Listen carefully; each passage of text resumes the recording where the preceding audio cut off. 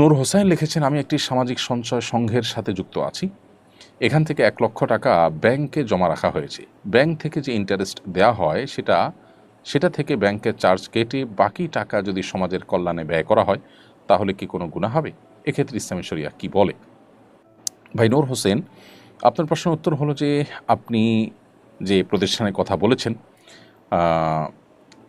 সেটা আপনার কথা থেকে বোঝা যাচ্ছে যে এটা সুদভিত্তিক প্রতিষ্ঠান। অতএব এই সুদভিত্তিক প্রতিষ্ঠানে আপনি যে টাকা জমা রেখেছেন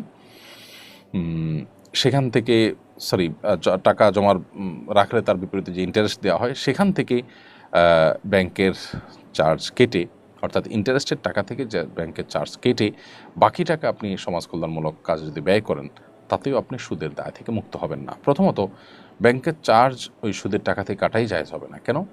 কারণ ব্যাংক আপনাকে যে চার্জটা করে সেই চার্জটা কেন করে? সেই চার্জটা এজন্য করে যে আপনার টাকা রক্ষণাবেক্ষণ, লেনদেন, হিসাব সংরক্ষণ এগুলোর জন্য চার্জ করে। তো সেই চার্জ তো আপনার বলতে পারেন আপনি সেটা তো সার্ভিস চার্জ।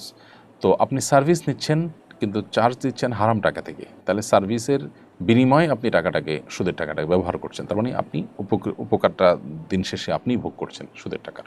তো সেটা জায়েজ হবে না। এজন্য ব্যাংকের যে চার্জ সেটা আপনাকে নিজেকে দিতে হবে।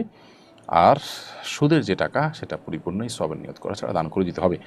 আর পারতপক্ষে কোনো সুদী প্রতিষ্ঠানের সাথে লেনদেন করা জায়েজ হবে না।